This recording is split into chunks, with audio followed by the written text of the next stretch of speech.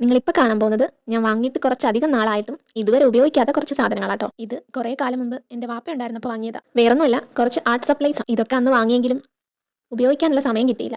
വാങ്ങി കുറച്ച് നാൾ കഴിഞ്ഞപ്പോൾ വാപ്പാടെ മരണം നടന്നു. പിന്നെ എക്സാം, ഇന്റേൺഷിപ്പ്, അങ്ങനെ കുറേ സമയം പോയി.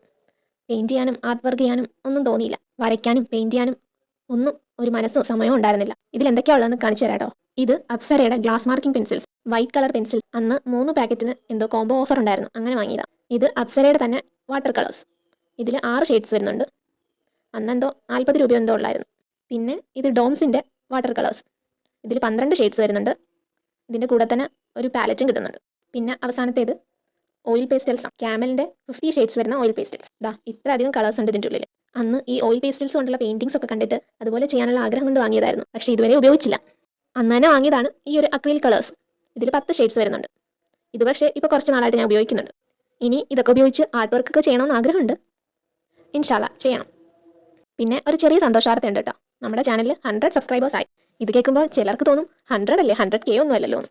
എന്നാലും സബ്സ്ക്രൈബേഴ്സിൻ്റെ എണ്ണം കൂടുമ്പോൾ അത് ഒരെണ്ണമാണെങ്കിലും അതൊരു പ്രത്യേക സന്തോഷമല്ലേ. ഈ ചാനൽ ഉള്ളവർക്കൊക്കെ അത് റിലേറ്റ് ചെയ്യാൻ പറ്റുമായിരിക്കും. എന്തായാലും എല്ലാവരുടെയും സപ്പോർട്ട് പ്രതീക്ഷിക്കുന്നു.